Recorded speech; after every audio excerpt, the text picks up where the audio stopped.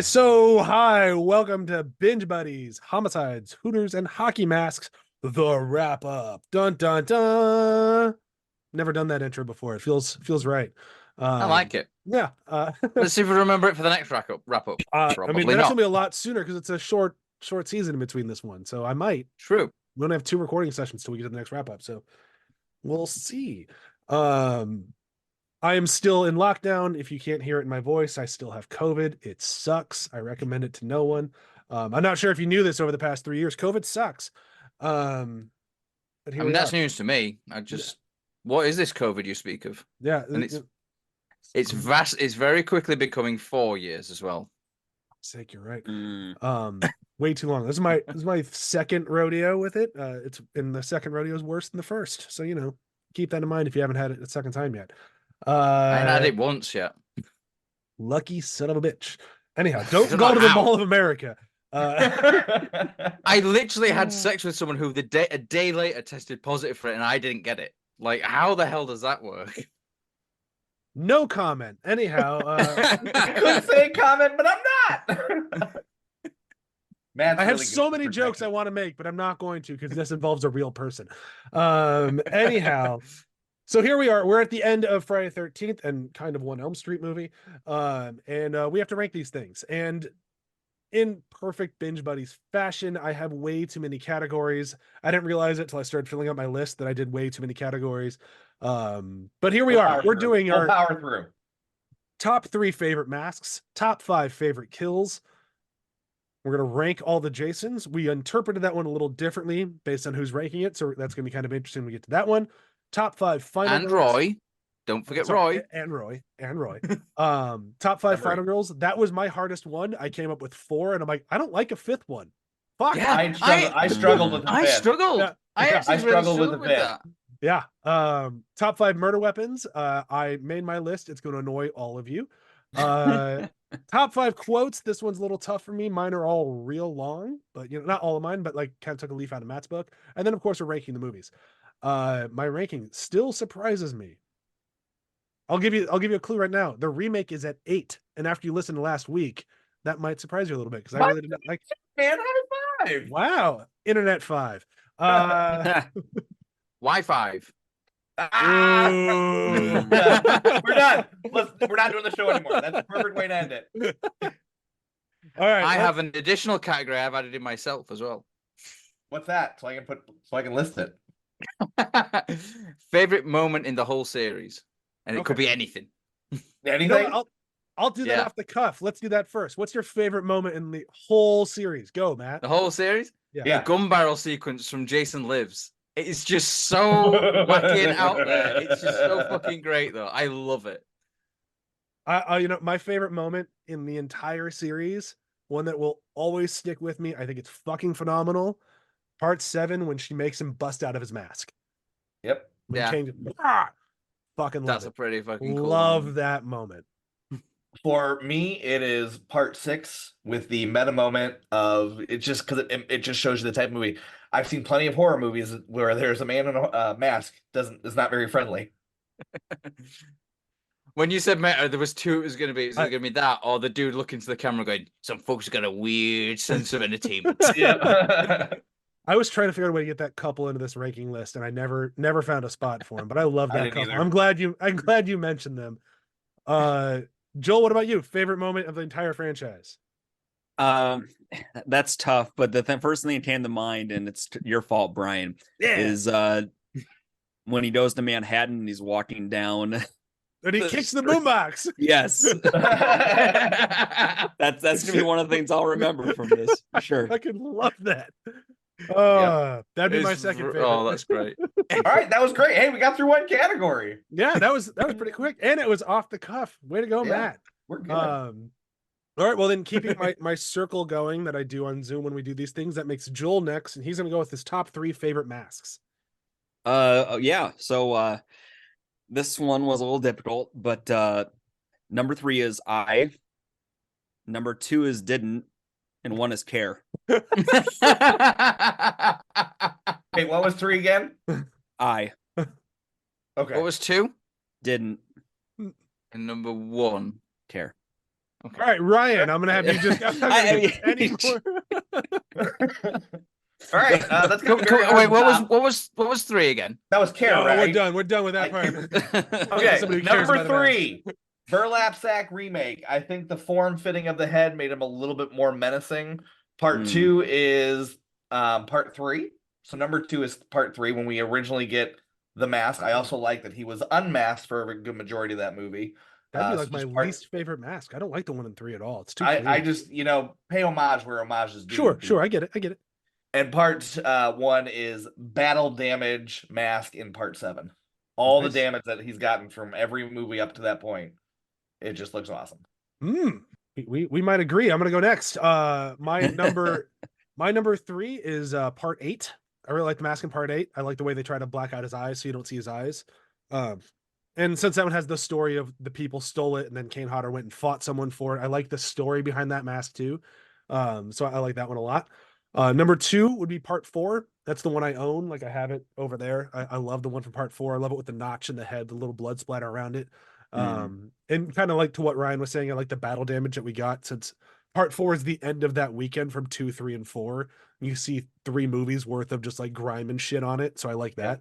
And then my number 1 right there with Ryan, part 7. That mask is great. I love the way that it's got a bit of it missing. So you see his like gnarled jaw. Like you see that he doesn't have like a full cheek. You just see teeth.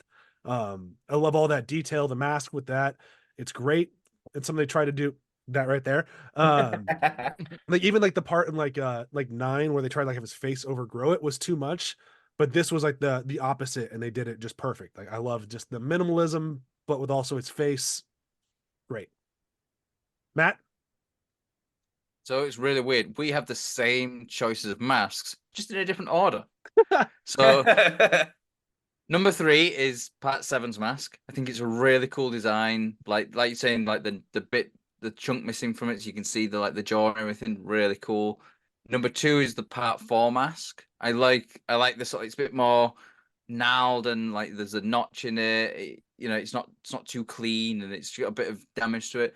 And then my favorite one is part 8 mask because it's got the extra red things on it, which gives it a bit more thing. And then, like you said, it's like the masking of the eyes. I always think that it looks a lot better when you can't see his eyes through it, which is why, like in Jason X, for example, the mask that they have him on at the start of that, it just feels too much because the eye holes are like extra big as well. So like you can really see his eyes and it feels weird.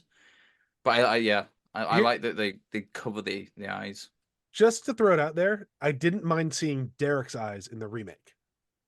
And I think that's because he's a better actor. No offense to Kane Hodder. I think Kane Hodder's great. But Derek I've actually seen act outside of being in slashers. He's a very good actor. And I think he was really acting with just the very little you could see. I think he did a good job with it. Well, see, like with that film, and I'm surprised we didn't talk about this, like, but when he has Juliana Guild and he's holding her and he's against the wall and there's the close-up of his eye, like you feel the hatred coming out of his eye, like that stare. So yeah, he's a very good actor. So I think that's partially why I don't mind it in that one. But by and large, I agree with Matt. I like having the blacked out eyes.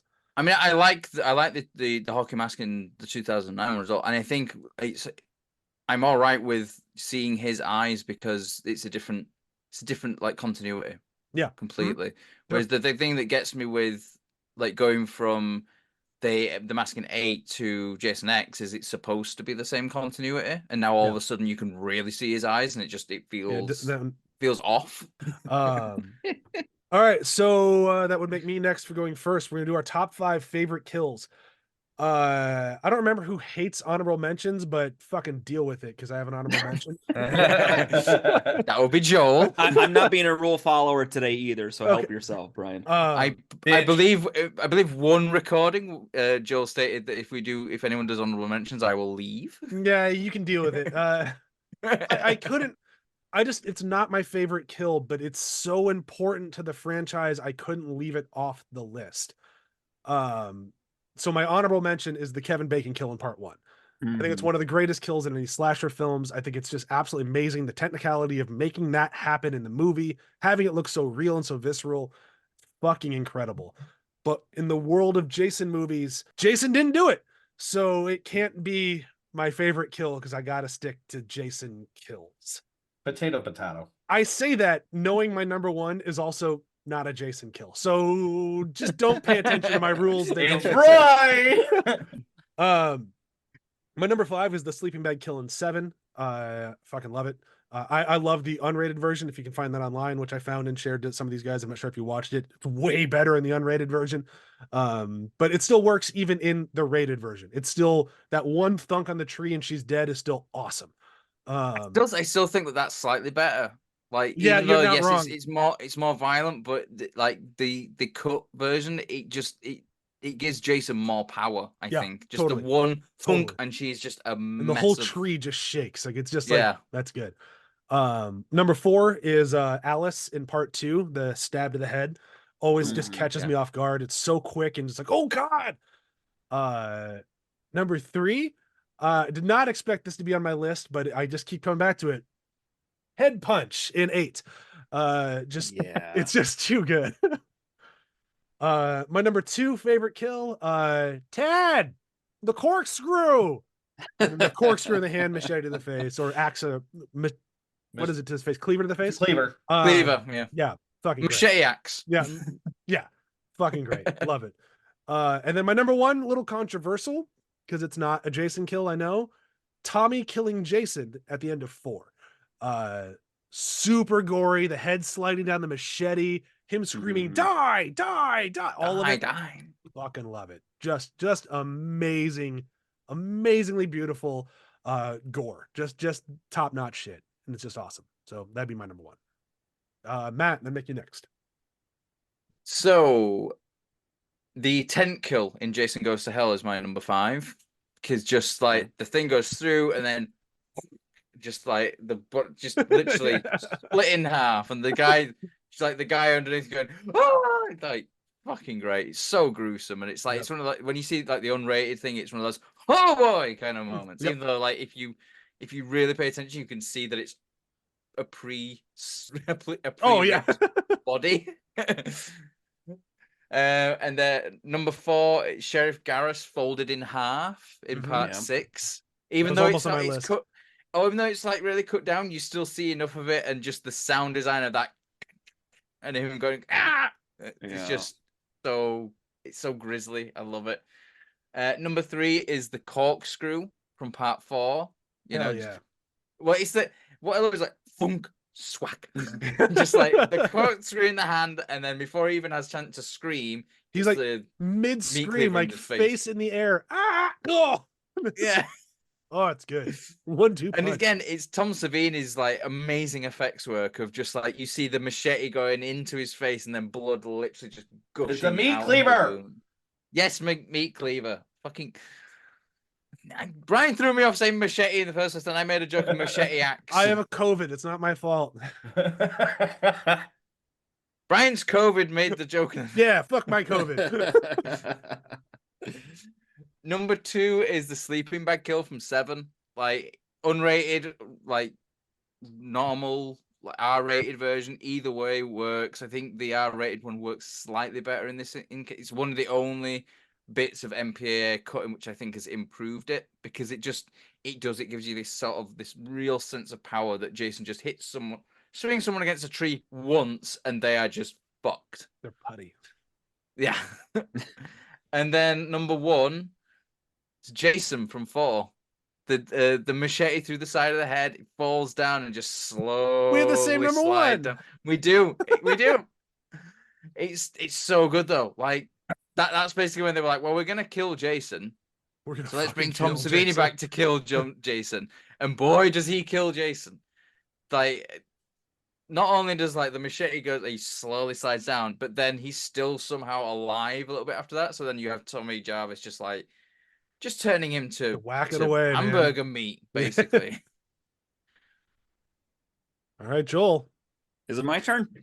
Okay. Number 5 would be, and maybe this is bending the rules a little bit. Anytime he jumps through the window, anytime, like that is such a startling thing the first time you see it, too, because like you think about it, I mean, it goes back to him being just like a shark in this killing machine. But you think about it, and it'd be like he would sort of be waiting until somebody walked towards the window before he started like jump.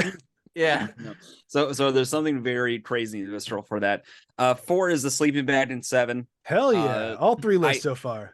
I thought it was funny in Jason X, but there's something extra great about it in a movie that's trying to take itself more seriously. Yeah. And then you just get this ridiculous kill. Like it was a bad thunk, but I also found myself laughing quite a bit after that. Number 3. I think in Jason X, it don't count as a kill though, because you can hear them. They're still just still alive, giggling. yeah. Well, they're computers, just- right? Yeah. Well, they're not. Yeah, they're not human. Yeah. Number 3 is the face smash through the RV wall. Yeah, that's a good Oh, one. that was So fucking that was good. just another one, a pretty good bit of timing. Number 2 has to be Kevin Bacon in the bed. Like I had to include that somewhere because that was one of the first moments in these movies where I went like, oh, this is what we're getting into. Yeah. And then number 1 is butterfly / handstand guy. Oh yeah. That's a good one. That's on a just lot of people's lists. So brutal. Like, and the way that like you see on his face, like, oh God, this is happening. I mean, that character, like doing handstands, is purely just like that is just completely set up for him to get split in half with whatever it is he gets chopped in half with. Is it an axe or something? Or was it a machete? I thought it was actually a machete or This a is a knife machete. of I some think kind. that's one of the machete kills. Yeah. Yeah. All right. Ryan. I'll round it out. So, I did not have the sleeping bag kill, but I did try to do a kill from every movie that was the best. And I'm I was surprised. gonna say no, there's a top 5, not a Yeah, top 12. right. I'm surprised no one had my number 5, but number 5 is Mark from part 2. The machete to the head, down the stairs he goes. I don't like the way that the kill ends. Like I Yeah, don't like well. the end of the, or it would have been on my list, but that's why it's not on my list. Number 4 It's too is silly looking for Nick- me with like the machete literally like looks like it's been stapled to his face as well. It's fine. Number 4 is Sheriff Garrett, getting bent in half. Number 3, I'm surprised nobody had, but Julius from part 8. Take your best shot. Pop goes the weasel. I did. That was on mine. Yeah, Bryan had okay. it. Yeah, head punch. Okay. Number 2 is something that nobody had. Dr. Cruz and the garden saw. Like, It's too for cut down. as slimy as that guy was, he got what he deserved. And last but not least, Ted the corkscrew. Hell yeah. Jimmy turning around, getting a meat cleaver into the head. Like, it's just so perfect. Like, he's pinned. He's panicking. He's like, oh my God. He just turns around and just gets it right in the face. So perfect. So yeah, those are my 5. If I had an honorable mention, boxing match would have been that. If I had an honorable sleeping bag, would be it. I can't believe boxing match wasn't on yours, Joel. That was your favorite from that movie when we recorded that one.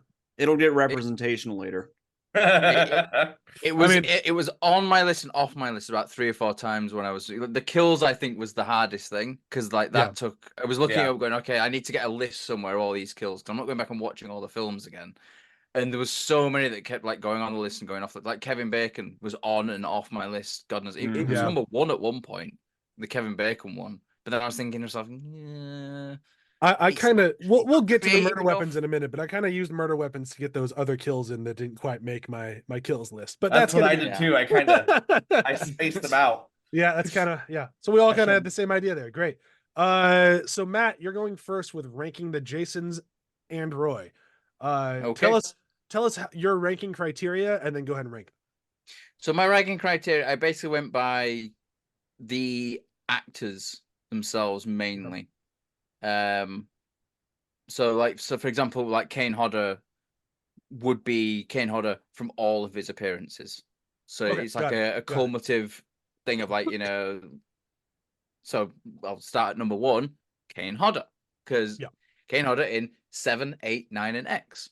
Because he brought something to his performance. Like he made Jason into more of a character. Like Jason already had a character, but I think what Kane Hodder did solidified everything about Jason. Like, you look at the ideal Jason persona and it's Kane Hodder's. Yeah. Like, how he did it. Number 2 is CJ Graham from 6. Because I love that film, and I think he started what Kane Hodder continued. Really, that kind of like zombie Jason, and he was fucking great in it. Number 3 is Ted White in 4. I think he's fucking like he's so imposing in that film, and yeah, Number 4 is Derek Mears in the remake, because even though the film sucked, he was very, very good in it, and he was very imposing. Like, the dude must be. I don't actually have the stats. He must be nearly 7 foot tall, though. He must be in, like, I think he's like 6'6". I don't know why pulling that Yeah. number out of my that out of the makes thin air, sort but of sense. I think He that's just right. feels huge on screen. Number 5 is then Richard Booker from 3. But Brooker, sorry, not Booker. I just think he was great. Like, 6'5", we have by the way, 6'5". 6'5", yeah. Yeah, that was close. Big dude. I think Richard Brooker just brought something. He started to bring in more of what Jason became. That kind of, let's see if I can get this. Like, hey, that worked. Right, moving on. It was started that slow kind of stalkery part of it. And then at number 6 we've got Warrington Gillette, which was Jason in part 2. I just think there was something about him in that where he's a bit more frantic, bit more, and yeah, he's just like very imposing. Number 7 is Ari Lehman, which was the dude who was Jason in the first one, because the effects work looked really cool. Sure. I liked that. Number 8 is Ken Kersinger in Freddy vs. Jason, because let's be honest, it was just a stuntman showing up in that one. There wasn't really much of a performance, I don't think. Number 9 is Jason Bourne. And then number 10 is Roy. There we go. All right, Joel, rank those Jasons, but tell us your criteria first, because I did it different than how Matt did it. I did person playing the role. Okay. Because I liked. I mean, Kane Hodder is my number 1. It's impossible. I know I'm doing the opposite order. Kane Hodder Matt did is too. You're impossible to. Oh, I wasn't paying attention to Matt, so. No one does. There is no Friday the 13th without him to some degree when it comes to the longevity of the series. He understands what that character is. He is that character, as far as I'm concerned. Number 2 is Derek Mears from the remake. I was actually very impressed with how imposing and huge and terrifying he was throughout most of it, in spite of a bad movie. And then Ken Kersinger from Freddy vs. Jason, because I felt like he didn't do all that much, but he had a brutality to him that you showed, especially when he was fighting Freddy. Like the sheer disgusting, I'm going to obliterate every bit of you kind of Jason. I think he did well enough then. Do you have any others you're ranking or no? Oh, that's it. Okay. No offense to the other people. No, that's yeah. You're saving us time. We got a lot to rank, so I'm not mad at all. Ryan, what Joel didn't care enough to do more than a top 3. Mine is way too long, so I'll go mine as fast as I can after Ryan goes. I'll go fast. Obviously, it's going to be K number 1. I just did the people who played them. Yeah. And I only included one of the boys. I know of the flashback of young Jason, but we had that in part 8. We had 2 of those, and then 1 in Freddy vs. Jason, I believe. But Kane, obviously, dude understood the role. He knows his movement. He knows how to be imposing. 2 would have been Derek Myers. Very good. 3, CJ Graham in part 6.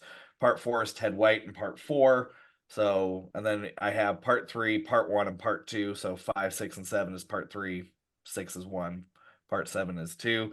I agree with Matt. I think Ken, whatever his name, is just there to be an imposing figure. I don't think there's much in his movements, and that's why he's there. And then last but not least, at number 32 is Roy. All right, so mine is a little different. I went for Jason in the movie. Like, I ranked my quality of Jason in the movie. I'll list who played him, but I'm gonna go like favorite just character instead of just the actor. Right. So I'll start with I ranked 12 Jasons is how I counted them. So I didn't count the kids. I only counted the guys if they're an adult and they're murdering people is how I counted them. So my number 12 is part 9. That Jason, Kane Hodder, and everybody who played him. It's one of my least favorite renditions of the character. I just think he's awful. I hate the whole like puking the slug into people. I hate the slug being Jason. I hate the slug going up his sister's vagina at the end of the movie. Like all of it, Yeah. I don't like it. Fucking hate it. Not my favorite Jason. Number 11 is the Freddy vs. Jason. Jason, what is it? Kurzinger, is that it? Ken Yep. Kersinger or Ken something like that, Kurzinger, yeah. I agree with what Joel said. He's a very terrifying force. He just doesn't feel like Jason. It just feels like a guy in a Jason costume. Yeah. So he was great at what he did. He just didn't feel like the character I wanted. Number 10 is Roy, for all the reasons people have said. Number 9 will be part 3s.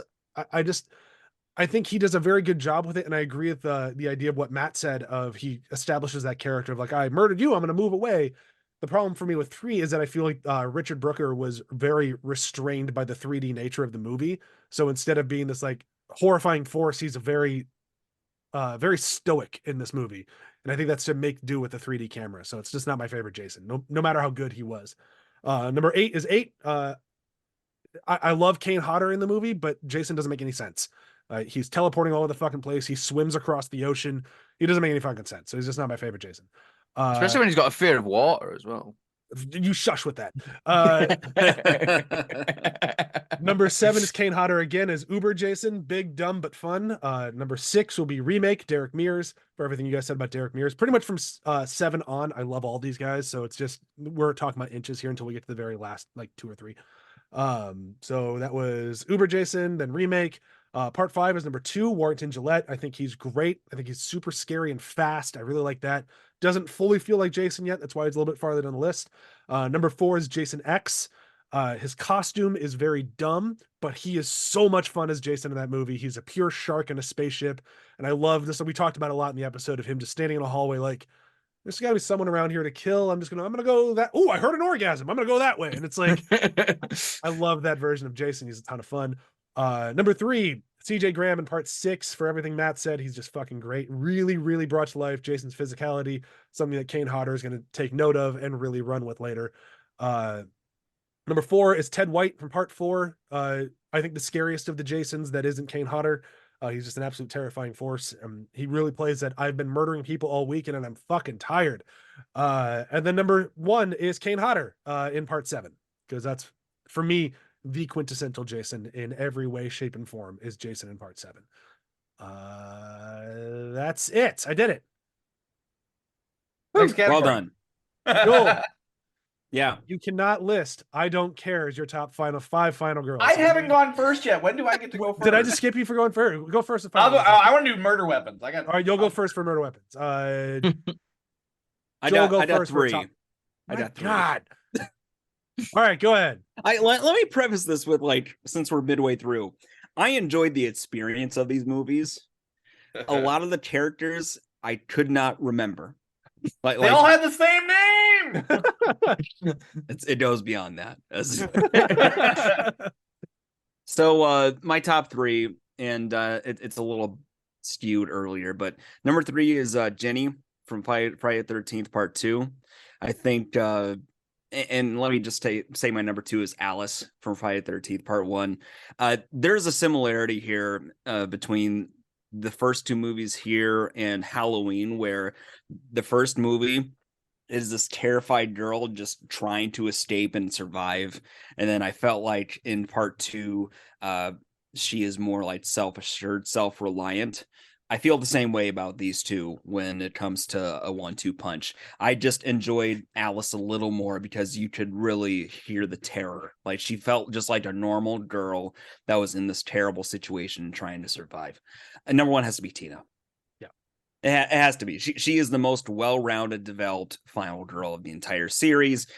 You did a true attachment to her and her story, and it's attached to probably one of the best movies in the series. So yeah. Ryan, why don't you go second? Okay, so I also had issues finding a 5th, and so I picked a 5th. I do have 4. I have a solid 4. But for me, I said 5 would be Trish, but Trish was too whiny for me. But I guess it is what it is. It's apples to oranges. So I'm going to say Trish. She makes it her own. I'll give you something to remember us by, and of course, sticking the back of the hammer to the back of the neck. So Trish is 5. 4 is Megan from part 6. Not so much as she is a final girl as she is a final girl to Tommy's final boy. Yeah. She does her best to back him up. And then 3, 2, 1 are exactly like Joel's for Joel's reason. Tina being number 1 because she's the one that can actually fight Jason. So that's it. My list is a little different, but also pretty similar. I did the same thing for part 5. I had a lot of trouble picking a 5th one. I essentially did a coin flip between Trish and Chris. Mine came up Chris though. So Chris is my number 5. Not my favorite final girl, but she does get that thwack in Jason's head. So at least I'll give her that. And she had the 3D movie, so things were kind of going against her a little bit. So Chris was okay. So she's part 5. She's number 5. Number 4 for me is Alice from part 1. For everything Joel said, I think she's really great, but I also wanted her to be a little bit more of a scrapper, and she doesn't really scrap. She runs and hides a lot. Which I get it. I would too, but I wanted to see more of that. Number 3 is Megan Garris from part 6. She's a badass. I like her a lot. Number 2 is Jenny. She's great. And then number 1 is Tina, because Tina's the fucking best. Matt, you're up. So for me, again, I had 4 solid ones, and then to meet the number 5, I feel sorry for her. It's Trish at number 5, because I think what it comes down to is, well, that's the thing. I think what it comes down to is part 4 doesn't have a final girl; it has a final boy in Tommy. Like Tommy is the sort of the one who will have the final showdown with Jason. Yeah. Trish is just like we talked about it in the when we did the film originally. It, like Trish feels very tacked on at the last minute. It's almost like there wasn't a Trish; it was the mom. The mum was there, and then she was just. Them like, well, we need a final girl, so let's create a sister and just give her a lot of the mum's dialogue, and then just put the mum in the fridge halfway through, because the mum just disappears as well. But then number 4 is Alice from part 1. I think she's really kind of like she's that terrified person who turns around and like realizes I have to fight, I have to put a stop to this, and then just whack, like chopping Jason's mom. Like it's the only one of these final girls who actually kills the monster as it was in the film and kills them dead for good. Like Jason keeps coming back, Pam doesn't, and Alice is the one that offs her. Yeah, it's true. Number 3 is Megan from part 6. I just fucking love Megan. I think she's such a badass character.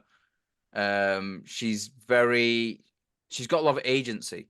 Yeah. Like she is one of the very few characters in these films that really is, she wants to do something and she's going to do what that is.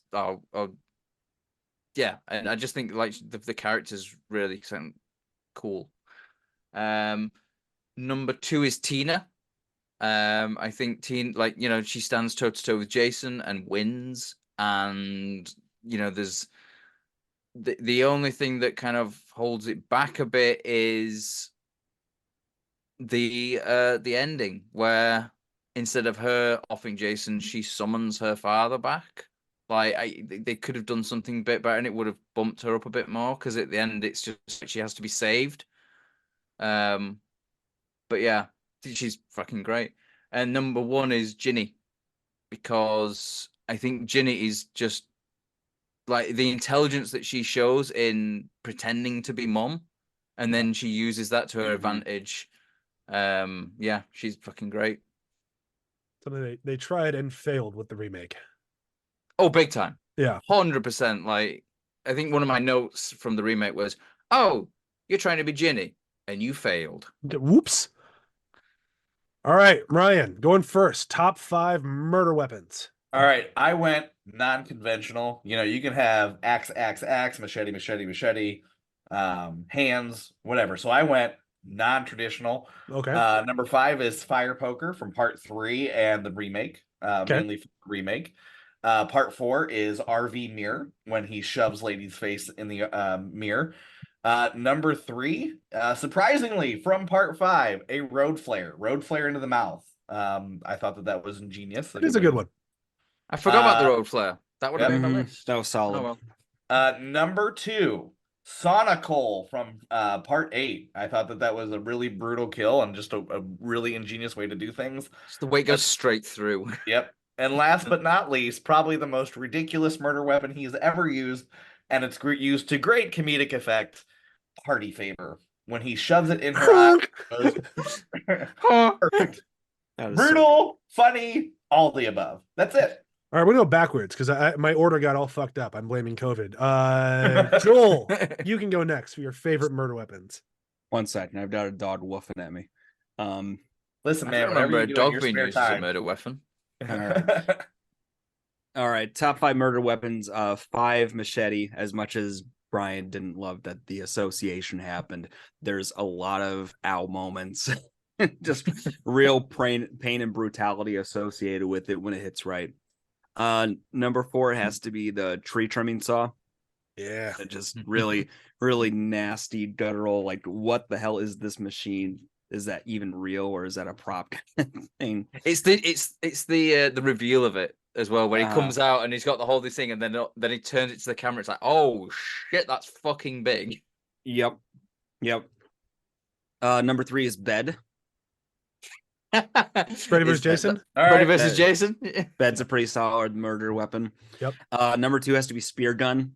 Yeah. Anytime he takes something that shoots, it's always a fun thing, and he's a good sharpshooter. And to Brian's point, like, a lot of the silly just like, okay, moving on kind of thing. Works really well against it. And number 1, fist. From part 8, I assume. From part 8, whether Yeah. he's ramming into the guy in part 7. Yep. His best shot. Mm-hmm. Give me your best shot. My best shot. Okay. I've never All right, given Matt. anyone my best shot before. Let's see what happens. Oh shit, his head came off. It's a good shot. All right, Okay, top 5 murder weapons. I again went for slightly unconventional ones, so nothing bladed is on my list. Well, one thing slightly bladed is on my list, but the rest of it is like non-bladed. So number 5 is the broken bottle from 6. nice. Because Okay, straight yeah. in the neck, and then Yep. the blood pours out of the bottle. I Love love it. that effect. I think it's great. Yep. Number 4 is hands for head crushing, Yep. specifically. Number 3 is the party blower in the eye. Yeah. Number 2, and this is the slightly bladed one, big long circular saw thing. Yep. It's got a blade, kind of. And then number 1, sleeping bag from 7. All right. Specifically from 7, not from the remake. That was terrifying. Yeah. That Okay. is So not a fun sleeping bag kill. mine. To careful viewers, you're gonna catch a theme in mine. They might all be from the same movie. So my number 5 is his bare hands. Okay. Of course. My number 4 is specifically from well, you'll get it. It's a sleeping bag, but using a girl in a sleeping bag to murder a different girl in a sleeping bag. That weapon specifically of girl in sleeping bag. My number 3 is a depressurizing compartment. I think that's a very, very brilliant weapon. I'm just going to poke a hole in this spaceship and use the pressure to murder someone. That's pretty great. Oh, this really sucks. This sucks on so Fuck many that levels. girl. Fuck that. Number 2 is a bowl of liquid nitrogen. Yeah. That almost made my list. That's a Mhm. pretty good murder weapon. And number 1 is huge screw. Oh yeah. I forgot about that. That's good. So yeah, 10 might not be a great Huge movie, corkscrew. but it has amazing murder weapons. It So does. yeah, 10 got all top 5 of my murder weapons. I do like the liquid nitrogen one though. Every time is like we talked about it, and he puts it in just like assuming that he's going to drown, and it's like a fucking face froze. God damn it! But he's like, what? This isn't what I wanted. Dang it! It's like, oh, this is better. Maybe. All right, Matt, I'm gonna let you go first for quotes. It's usually a All risky. right, I'm gonna step off for a little bit. And let Yeah, him get you got a back minute. in 10 minutes. Fuck off. There's no John Wick monologues on this one. I tried to take my quotes from different films, but As did I. I failed though, because like 2 of my quotes are from the same film. I did. But- I did it. Having said that, number 5, we got the Gravedigger. 6. Some folks have a strange idea of entertainment. Fucking love that line. Number 4 from number 7. Okay, you big hunk of a man, come and get me. That was almost in mine too. Such a good line. And then come and get her, he does. Mhm. Then number 3 from part 2. Paul, there's someone in this room Oh, somebody's fucking room. Yeah, The delivery of that line is so fucking good. Number 2. Hey Ted, where's that corkscrew? The fancy corkscrew for the wine bottle?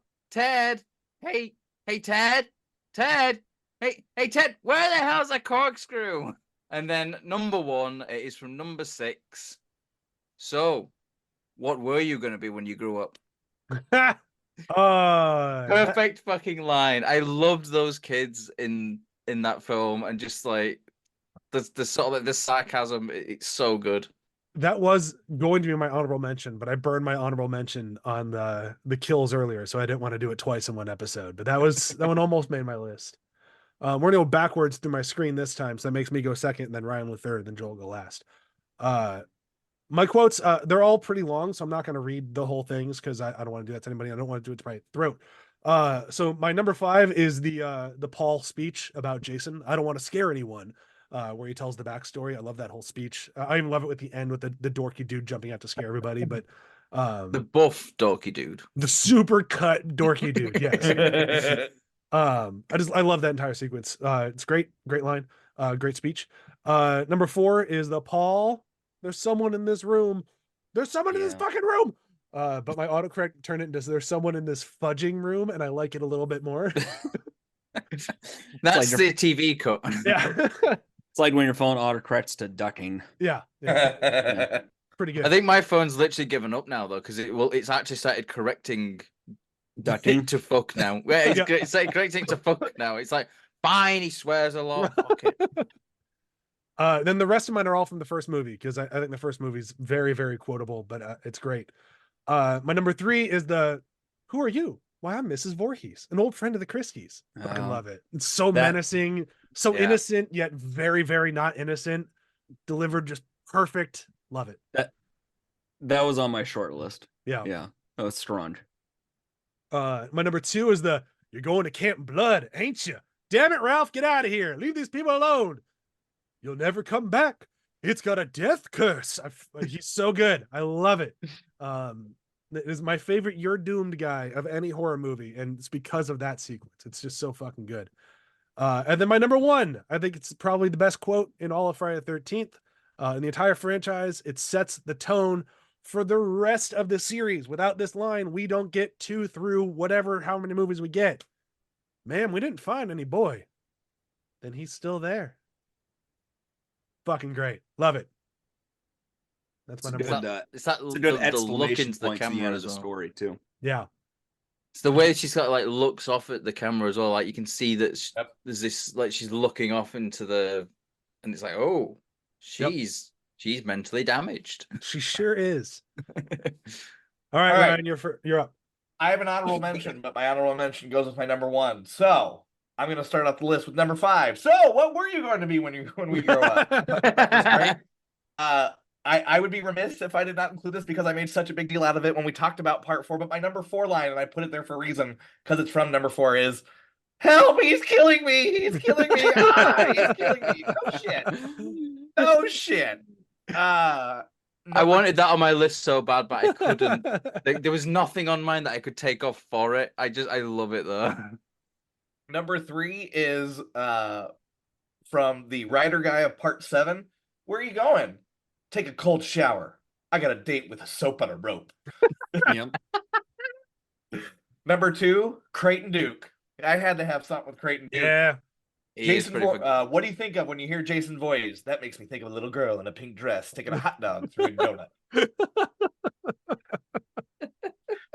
And last but not least, I could not not have Ethel be my number 1. So my honorable mention is just, would you shut the fuck up? Love Ethel. And my quote is, I'm going to chop you up into eating pieces, little friend, just like they done that pickle over there, the fucking crazy farm. And then Junior goes, yeah. And he laughs and he goes, you big dildo, you eat your slop. Ain't I make you the best goddamn stew in the whole world? Best goddamn stew in the whole world, mama. He's the best. Matt. That's very watery stew. Yeah. Well, I'm done. I'm out. All right, Joel. Best quotes. All right. Number 5. This sucks on so many levels. Hell yeah. Fuck that girl. Oh, But it's a really good line in Such a a very good dumb line. movie. it's a cheesy line that's not earned. The line works on He's so many earned- levels. You don't earn cheese. You just throw it out there. They earned that line.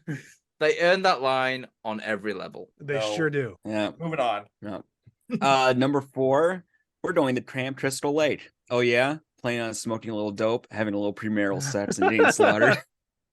That would be something Joel would say. I do like the self-awareness Yeah. in that line. That's a fun piece of that movie.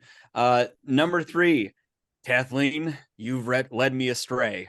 And kiss a bottle. Good one. Number 2 is Jason Takes Manhattan. Go ahead, take your best shot, mother. I'm surprised Matt didn't do. I'm only gonna need one thing. Yeah. This shotgun. it was almost on my list, to be fair. What are you taking, Julius? Nothing. And my number and my number 1, I knew the second I saw that in the movie it was going to be it. So what were you going to be when you grew up? Yeah, that's 2 for 2 So on that strong, one. such a strong line. I feel So bad good. not putting on my list now. I went way more serious with my list. Not usually my style. All right. So we got to rank the movies now. Who's I've gone first once. Who else has gone? Who's gone first more than once? I've gone more. I than think once I for have. definite. All Yeah. right. So Ryan, you go first. I'll go second, and then Joel, then Matt. All right. We'll go down. So number 12, Jason X. Fuck that movie. Boo! Fuck that movie. Best sci-fi made for video movie in a franchise.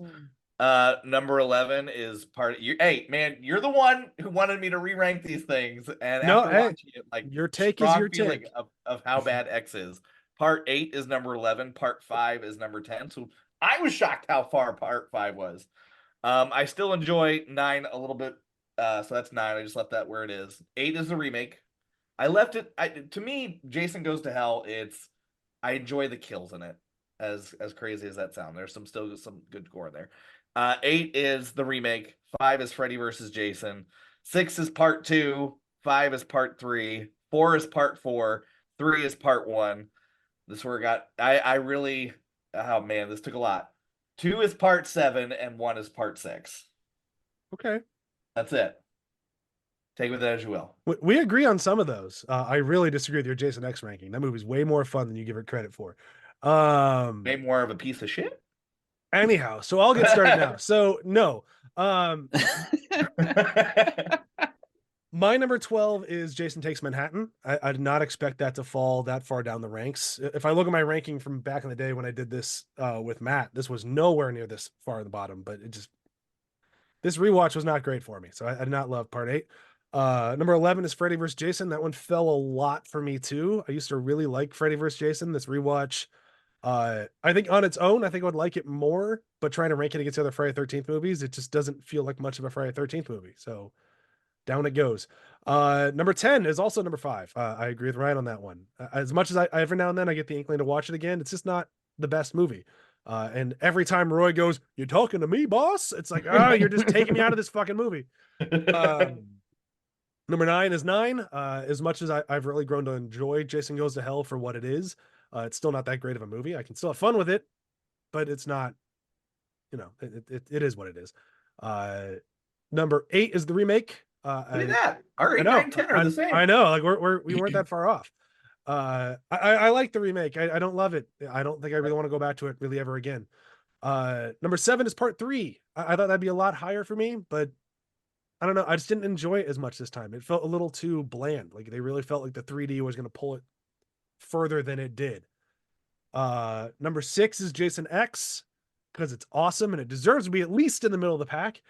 Number 5 is part 1. I didn't think that'd be so low, but on this rewatch, as good as it is, the rest of the movies have more creativity to them. They're more fun. Number 4 is part 2. I love part 2. I love the final girl. I love the burlap sack Jason. Kills are great. Jason's terrifying. It's awesome. Number 3 is part 6. Love 6. Great movie. It has the best line that I didn't put in my list, although I really regret not putting in my list of what were you going to be when you grew up.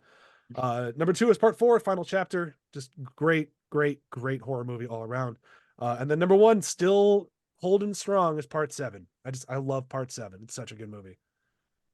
Our top 5 are very similar, apart from you swap around 2 of them. Yeah. It's very interesting. Interesting. Let him go next. Matt, go. Yeah, go next. Yeah, go for it. Okay, so number 12 is part 5, because just fuck that film. I just it's so Talking to me, stupid. boss. You talking to me, boss? Oh, like, you know, now you have to run out into the rain with your white shirt and no bra, poor lady. We haven't seen nipples in a while. Can you get out in that rain, please? Yeah, fuck that film. Number 11 is the remake, because again, fuck that film. Like, I will probably never watch that again. Fuck that film with its bland color palette and bland fucking characters and bland everything. Number 10 is Jason Goes to Hell. I'm forever saying it. I can't not compare it to The Hidden, and The Hidden is so much better. Like, it is just literally just a poor remake of The Hidden with some Jason slapped in there. Number 9 is part 8. There's still some decent kills in that. Like, when they finally get to New York, there's some really decent kills in that. Yeah, that boombox never saw it coming. The boombox didn't see it coming. The best shot, and then like for me, like there's another film in there that I want to see of him collecting the body parts to, you know, scare people later. Like get in Julius's head and waiting for them to let the police officer get out of the car and go, right, I'm gonna go put that in the car. This is gonna be so funny. Number 8 is Jason X. I didn't like the film that much, but I know the kind of film that it is. Like, hell yeah. I'm more leaning on to the most of the people in that film know the film that they're in, know that it's not to be taken seriously. Middle of the Doesn't pack. make it a good film. Middle of the pack. I mean, no, it's number 8. Joel, don't let me down, man. Bottom of the middle of the pack. I'll take it. Number 7 is Freddy vs. Jason. Unlike you, Brian, that's actually climbed up in my list. Oh, really? This time. Yeah. Like we switched. Yeah, it was a lot lower, the original one, and I think that's owed a lot more down to the fact that it was just a lot of films in a very short space of time. And then by the time you get to the end of it, you're just done with it. But I enjoyed it a bit more. And yes, it is more of a Freddy film than a Jason film. It's kind of like a Freddy film guest starring Jason. But I enjoyed the viewing experience a bit more. And I think just going off of like personal enjoyment, I can't put it that low down because I enjoyed it a lot more than, say, the remake or part 5 and stuff like that. Number 6 is part 3. Comparing that to my list before, I think that slipped way down because it was a lot higher up before. And just this time watching it through, it was just a slog. Like I just wanted it done by the end of it, to be honest. Number 5 is Friday the 13th, the original one. It's a very good film. It's not a Jason film, but it's kind of decently made. The effects works are pretty good, and some of the characters are pretty good. It's enjoyable, and it's difficult going into that one totally blind now. So, yeah. Number 4 is part 2. I think it's a very good sequel, and the characters that they had at the camp there was more to them, and I think that really helped bump it up a lot more because they felt more like real people as opposed to just kind of the caricatures that we had in the first one. Number 3 is part 7. I think Kane Hodder does an amazing job. I think it's a really, really good film. Tina's a great sort of foil, I suppose, to Jason. It would have probably been higher up had it not been butchered by the MPAA, though. So, fair. Yeah. Number 2 is part 4 because it's just there's so much in that film that is just classic moments. So, like, you know, there's the corkscrew kill, there is the Jason kill, there's Tommy Jarvis coming into it, there's just like, and it's Tom Savini really going all out as well. Yeah, I love that film. And then number 1 is Part 6 because just it is so much fun to watch. It's just so self-aware of what this film is now, and I think it adds something else to it that gives it more of a longevity, because it's getting to the point where it's like, you know what these films are, we know what these films are, we're gonna have fun with this one though. 6 is good. 6 is really good. I didn't really explain mine, but just the reason why I put part 1 was number 3 for me, because without part 1 we would not have the rest of these movies. And I like 4 and it would have been higher, but I had to put it in there, especially Tom Savini was in there working it as well. And I think for what it was, that's why it was so high. Oh, there's nothing wrong with having one. You could have one at number 1. It would still make sense. I just, okay. Yeah. This wasn't for me. No one's thinking you're hating these franchise, Ryan. We're okay. Besides Yeah, we all know you love Jason X. Joel, go ahead. Nope. Okay. Mute him before he can. Number 12 is Jason X. Go ahead, Joel, say it. So I lump these movies into basically I don't care if I see it again versus I'd be happy to sit down and watch them again. I would like to forego going through the half that I don't like because I don't like them so much that I don't remember hardly any of it. Wow. Okay. And that's no offense to you, Brian. I think it's more of a. I didn't make him. This is things. I was gonna say, yeah, yes, Brian, but you it's made all like of your these fate. films. It's your I want thing. to hear the lumps. Like, what is in the lump of things you don't want to see again? Things I don't want to see: movies without any sort of proper plot or character Son of a development. bitch. I want specifics. All right, what are your top? With that said, I'll give an honorable mention to Friday the 13th, Jason Tate's Manhattan, just because I had a lot of fun and there was a lot of funny moments in it. Number 5 is Jason X. Hell yeah. Jason X knows exactly what it is, and it executes that to a T. It's dumb. The plot is just there as this lazy thing to go through these space kills, lots of laughs, and the dumbest, like, Shredder X secret ooze kind of power up at the end. It was delightful. Number 4 is Friday the 13th Part 2. It's where we finally get to see Jason in his fall and in the fray. I don't mind the burlap sack mask stuff so much as you guys do. I agree it doesn't look great when they linger on it, but they toy with a lot of good, like, mental stuff with the final girl and him at his little shack and trying to confuse him as his mother. Brian, you mentioned the shot, I think, when he's like walking back to his shack. I agree completely. That's a very, like, striking moment too. Yeah. I just think it's a well done movie and a great follow-up to the first one. Friday the 13th Part 6, Jason Lives, is number 3. Probably one of the most solid all-around movies for this series in terms of, like, I would watch this from start to end and I'd enjoy my time. I think the kids add a lot to this movie. That great line aside, it's an extra layer on these movies that they've never done besides that movie as far as I remember. It's just the camp counselors usually. And having the extra stakes is a good addition to it. It's the only film that has an actual working populated camp with the kids. Right. Like, all the others, they're either getting ready for the kids to arrive, or it's like they're training people to be camp counselors and stuff like that. This is the only one where they actually have kids there, and it works so much better because it like you said, Joel, it adds more to the stakes because all of a sudden it's like, oh, there are kids here that we have to protect as well. Exactly. Yeah. My number 2 is Friday the 13th Part 1.